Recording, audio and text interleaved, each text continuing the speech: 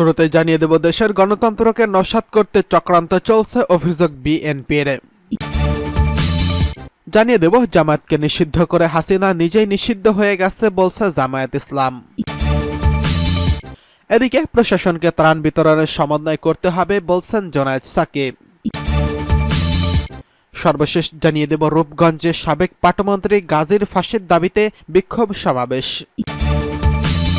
দেশের গণতন্ত্রকে নস্যাৎ করতে চক্রান্ত চলছে, অভিযোগ বিএনপির। ঢাকা মহানগর উত্তর বিএনপির আহ্বায়ক সাইফুল ইসলাম নীরব বলেছেন, দীর্ঘ 17 বছরে যেই গণতন্ত্রকে বন্দী করে রাখা হয়েছিল, ছাত্র জনতার আন্দোলনে হাজারো শহীদের রক্তের বিনিময়ে তা ফিরে এসেছে। সেই গণতন্ত্রকে নস্যাৎ করার পরিকল্পনা ও চক্রান্ত করছে আওয়ামী সরকার। তারা দেশকে অস্থিতিশীল করতে বিভিন্ন দাবি আদায়ের নামে দেশে নৈরাজ্য সৃষ্টির পায়তারা করছে। বিএনপির ভারপ্রাপ্ত চেয়ারম্যান তারেক রহমানের নির্দেশে রাজধানীর বাড্ডায় বৈষম্য বিরোধী ছাত্র আন্দোলনে নিহত ইয়ামিনের পরিবারের সাথে দেখা করে তাদের খোঁজখবর নেন এবং আর্থিক সহায়তা প্রদান করেন নীরব। সে সময় তিনি এইসব কথা বলেন। নীরব বলেন, হঠাৎ করে যৌক্তিক এবং অযৌক্তিক কিছু দাবি নিয়ে কারো কারো এজেন্ডা বাস্তবায়ন করতে দেশের পরিস্থিতি উত্তপ্ত করার অপচেষ্টা চলছে। এসব ষড়যন্ত্র থেকে সবাইকে সজাগ থাকতে হবে। আওয়ামী লীগ সব অবকাঠামো ধ্বংস করে এখন দেশকে অকার্যকর রাষ্ট্রে পরিণত করতে চায়, আর এই ক্ষেত্রে তারা তাদের প্রভু রাষ্ট্রকে ব্যবহার করছে।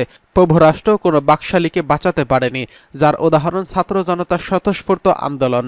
এ সময় উপস্থিত ছিলেন বিএনপির নেতা এম কাইয়ুম, ঢাকা মহানগর উত্তরের সাবেক যুগ্ম আহ্বায়ক এজিএম শামসুল হক আব্দুল কাদের, বাড্ডা থানা যুবদলের সাবেক সিনিয়র যুগ্ম আহ্বায়ক মোহাম্মদ বাবুল হোসেন মীর প্রমুখ। এদিকে জামায়াতকে নিষিদ্ধ করে শেখ হাসিনা নিজেই নিষিদ্ধ হয়ে গেছে বলছে জামায়াত ইসলাম। বাংলাদেশ জামায়াত ইসলামের সেক্রেটারি জেনারেল অধ্যাপক মিয়া গোলাম পরোয়ার বলেছেন, লাখো ছাত্র জনতার উত্তাল গণ আন্দোলনে শেখ হাসিনা সরকার পরাজিত হলো, বিজয়ী হলো বাংলাদেশ। শেখ হাসিনা পালানোর 4 দিন আগে জামায়াতকে নিষিদ্ধ করেছে এবং এদেশের জনগণ শেখ হাসিনাকে নিষিদ্ধ করে দেশ থেকে পালিয়ে যেতে বাধ্য করেছে। বৈষম্য বিরোধী ছাত্র আন্দোলনের শহীদ ও তাদের স্বজনরা আল্লাহর কাছে সম্মানিত। শহীদরা আমাদের দায়িত্ব আরও বাড়িয়ে দিয়েছেন। বরিশালের বাকেরগঞ্জ উপজেলার জামায়াত ইসলামের উদ্যোগে বৈষম্য বিরোধী ছাত্র আন্দোলনের শহীদ পরিবারের স্বজনদের মাঝে আর্থিক অনুদান বিতরণ প্রদান অনুষ্ঠানে এসব কথা বলেন।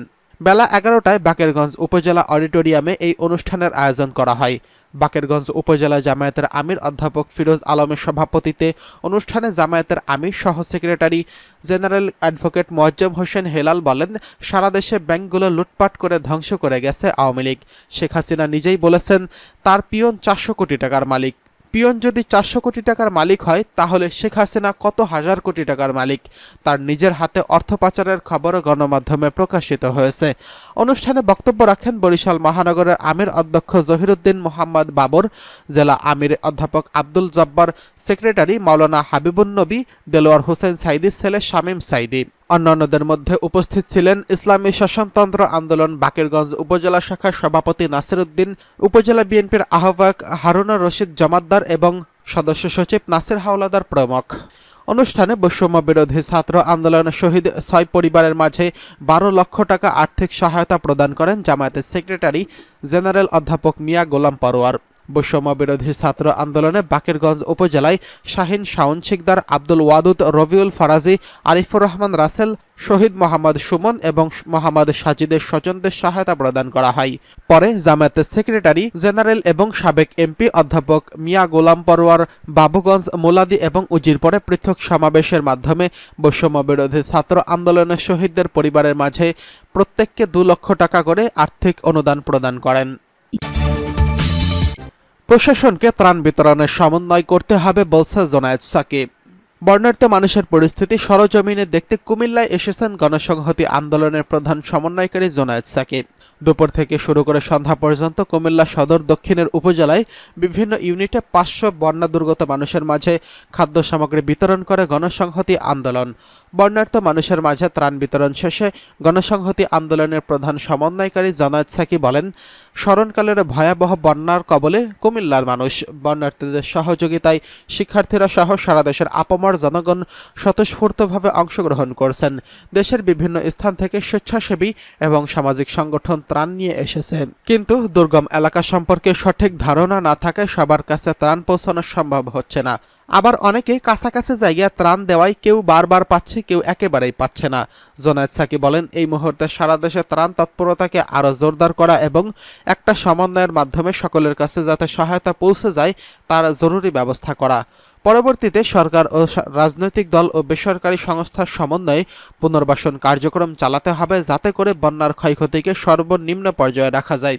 তিনি আরও বলেন, বাংলাদেশের বন্যা একদিকে যেমন জলবায়ু পরিবর্তনজনিত কারণে যেই নতুন পরিস্থিতির উদ্ভব হচ্ছে তার ফলে হচ্ছে, অন্যদিকে উজানে ভারত থেকে অভিন্ন নদীতে অসংখ্য বাঁধ তৈরির ফলে যেভাবে নদীর নব্যতা হারাচ্ছে এবং তাতে বর্ষা মৌসুমে নদীগুলোর পানি ধারণ ক্ষমতা হারিয়ে ফেলছে, ফলে নদীর পানির ন্যায্য হিস্সা আদায় এবং দেশের ভেতরে নদী ও খাল খনন, নদী খনন এবং নদী দখলের প্রতিরোধ ইত্যাদি দীর্ঘমেয়াদে রাজনৈতিক সংগ্রামের বিষয় না হলে এ পর্যায় থেকে পরিত্রাণ পাওয়া যাবে না।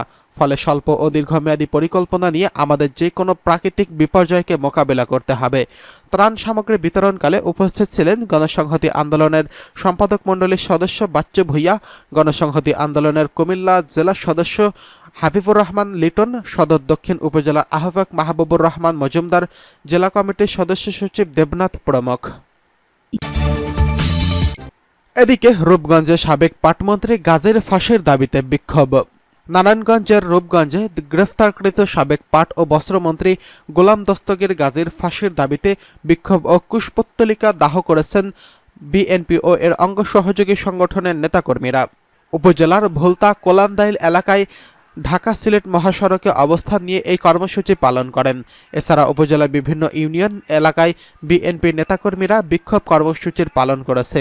বিক্ষোভ শেষে সংক্ষিপ্ত সভায় বিএনপির নেতা আব্দুল আজিজ মাস্টারের সভাপতিত্বে বক্তব্য রাখেন রূপগঞ্জ জেলা বিএনপির সহসভাপতি আনোয়ার সাদাত সায়েম, আশরাফুল হক রিপন, আব্বাস উদ্দিন ভূঁইয়া, জেলা ছাত্রদলের সভাপতি নাহিদ হাসান, বিএনপির নেতা আব্দুল মতিন, আব্দুল জলিল, ছাত্রদল নেতা মাসুম বিল্লাহ প্রমুখ।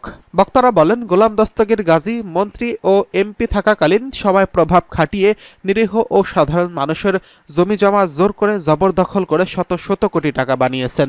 বিএনপি নেতাকর্মী সহ সাধারণ মানুষ গাজীর রোষানলে পড়ে নির্যাতন ও অত্যাচারের শিকার হয়েছেন। মিথ্যা মামলা দিয়ে অনেক মানুষকে জেল খাটিয়েছেন। গাজীর নির্দেশে চনপাড়ায় ছাত্র জনতার গণ অভ্যুত্থানে সন্ত্রাসীদের গুলিতে নব্য কিশলয় হাই স্কুলের 10ম শ্রেণীতে ছাত্র রোমান মিয়াকে হত্যা করা হয়েছে। অনতিবিলম্বে গোলাম দস্তগীর গাজীর ফাঁসির দাবি জানান বিক্ষুব্ধরা। সেই সঙ্গে গাজীর দোসরদেরও গ্রেফতার করে দৃষ্টান্তমূলক শাস্তির দাবি জানান তারা। এর আগে ছাত্র জনতার গণ অভ্যুত্থানের সন্ত্রাসীরা নব্য কিশলয় হাই স্কুলের 10ম শ্রেণীর ছাত্র রোমান মিয়া হত্যাকাণ্ডের ঘটনায় সাবেক প্রধানমন্ত্রী শেখ হাসিনা, ওবায়দুল কাদের, গোলাম দস্তগীর গাজী, গোলাম মোর্তজা পাপ্পা সহ 45 জনকে নামি এবং অজ্ঞাতনামা 60 জনকে আসামি করে গত 21 আগস্ট স্কুল